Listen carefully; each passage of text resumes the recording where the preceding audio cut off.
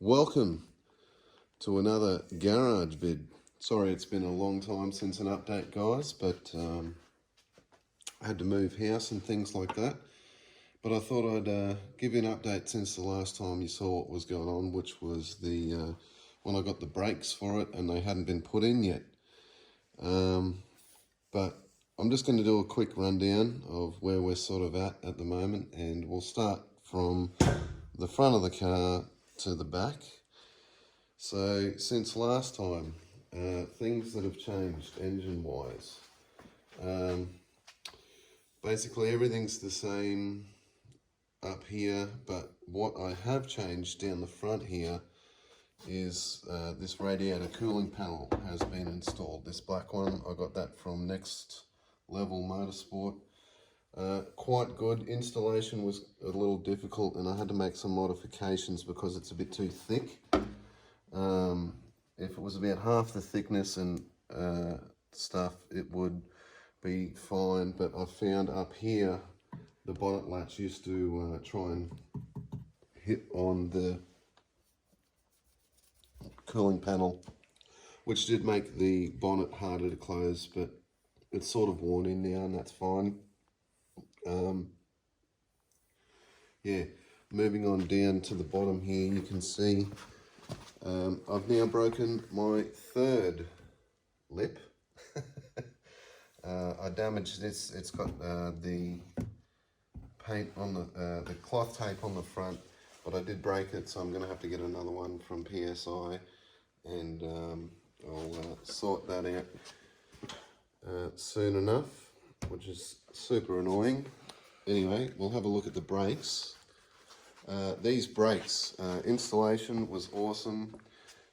They're basically the best brakes you can get. If you didn't watch my brake video, these are the best brakes in Australia that you can get for an SZ. So they're drilled and slotted, vented, and I've got some Bremtech carbon brake pads in there. They are absolutely amazing. I haven't had any brake fade whatsoever with these brakes. They pull up really well. I did the whole Nylon brake fluid change. They flushed all the brakes, greased the slides. Basically, my brakes are completely new now. I've got braided brake lines, which I've had for a few years from HEL, and they just feel $1 million. The pickup's really early. Fade doesn't exist. I still haven't tried them on a track day, but I feel that they will pass the test very well for that. Moving along, clutch, gearbox, still the same. I did change the gearbox oil. It feels the same. Interior is still the same. Nothing is really changed interior wise. It's just had a good clean, and I reseated the carbon fiber door seals here.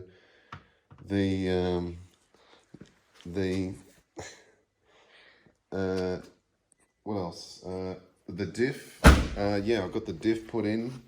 I've now got the Cusco 1.5 weight installed, which is very aggressive and very awesome. It seems to, when on cold driving, it really likes to bind up very early, especially when the oil is cold.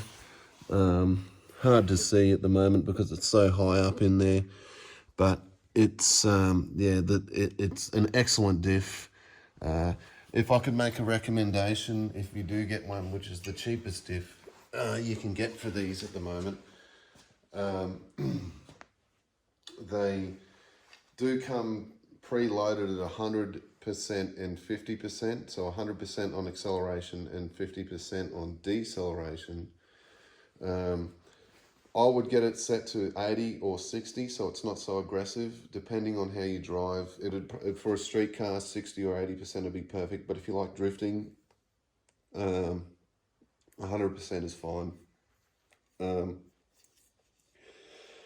Once the oil, I've done 3 oil changes on it now. I'm using Penrite Pro Gear 80W 140, which is very good diff oil. It did make a difference from the Valvoline stuff it came with at first. I had to change the diff oil at the first 500 Ks to get all the swarf out, and it had a few little bits in there, surprisingly. And then the it's just getting better the more I drive it. It's wearing in. I've only put about 15, not even 15,000 Ks on it, but I've changed the oil on it 3 times already, and every oil change is better. You do need to change the oil every 5,000 Ks, they recommend, depending on your driving. If you're doing a lot of truck driving, it's 5,000 Ks. But if you do a lot of just normal street driving, they say 10,000 K oil change intervals is fine. I did service it recently. I did its 115,000 kilometer service using Penrite oil. And I did the copper spark plugs again. It's running $1 million. I nearly got 640 kilometers out of a tank again. It's just been running $1 million. Oh, the sway bar. This was new since the last time you guys have seen it. My daughter actually helped me put this in.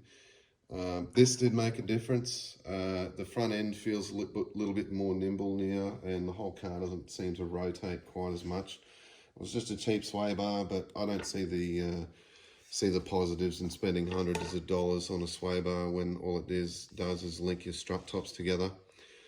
A new situation that's come up is my tyres. I've worn out the front ones are still doing okay. I haven't done a lot of hard braking and turning with them, so they're still doing all right. But because I've just been a generalized hoon, I've pretty much worn in these tyres. It's hard to see, but I am on belts now with the Radar Chinese tyres.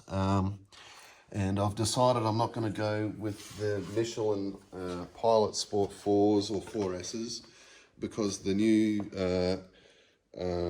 Goodyear Eagle F1 asymmetric 5 tyres are apparently the new king of the pack. So the Pilot Sport 4s are still very good, but I like a really, really sharp turn in, especially on the front end. I do like that because apparently what I've read on tyre reviews and watched their videos, with the Pilot Sport 4s, they like to roll the sidewall a lot. So they do give you a lot of grip, but you don't get that instant turn in because the tyre wall likes to roll. And since I've done this power steering, I don't know if I covered that in a previous video. I don't think I did. I got the power steering completely rebuilt. It's now got full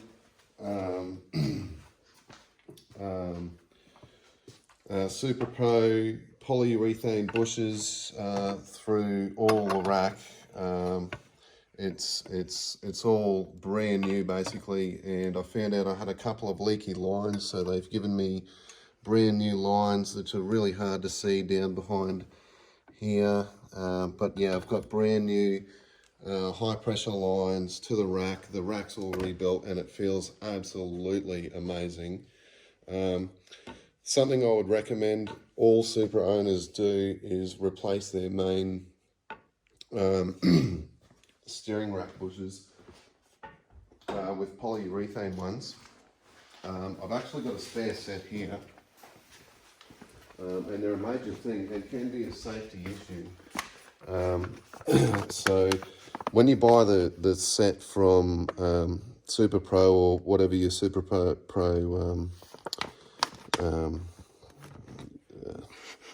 what do you call them? The reseller is, you know. But this main bush here, the big circular one, because our cars are getting quite old now, the old rubber one likes to tear through the rubber here, and then your steering whack will actually slide on its mount. Changing it, just not even with the rubber, but to the Supra Pro one, will make your steering feel 1,000 times better, and the way it probably should have been from factory. My steering is so super sharp now, which is something I'm feeling I'm going to lose when I do change my tires. So the tyre setup I've got at the moment are 235s all around, and the skinnier your front tyre is to a degree, you get better turn in, and I'm going to go from a 235 to a 255 all round, which should give me much better braking performance, cornering performance. However, I might lose some of that turn in with a wider tyre. But my understanding, and sort of from all the research I've done, is that if new Porsches are coming out with 255 fronts and they're setting lap records on the Nürburgring with 255s, it's good enough for me for what I want to do. So yeah, that's about it. There's not really anything else new coming up in the future, or like the car's running $1 million. It's just that the tires are on the rear have reached the end of their life pretty much. So all I'm gonna, I also got new handbrake shoes inside there as well. They are amazing. The handbrake's fully engaged after about 5 clicks, which makes it really good for drifting. But yeah, I'm gonna go the 255 Eagle F1s and all round, and then get coilovers and start setting some track day times and see how it goes. Not looking for more power just yet. I still need to do the computer.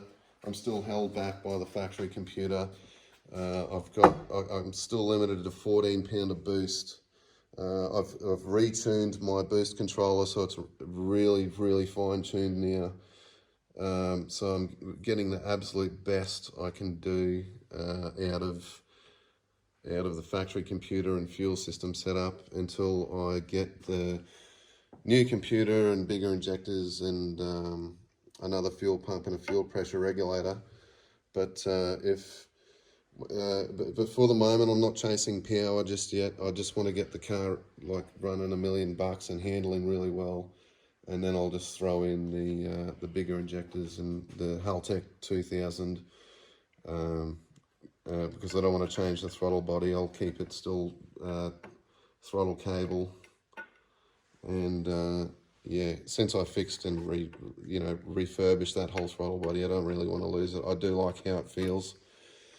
But yeah, she's running great. Yeah, so look, the next update, it might not be for another couple of months, guys. I'm got a lot of other things going on at the moment, but just stay tuned, and I'll eventually get some GoPro footage and do some laps and out at Morgan Park Raceway, since I'm now living pretty local to that. And I'll see you in the next one. Thanks for tuning in. Cheers.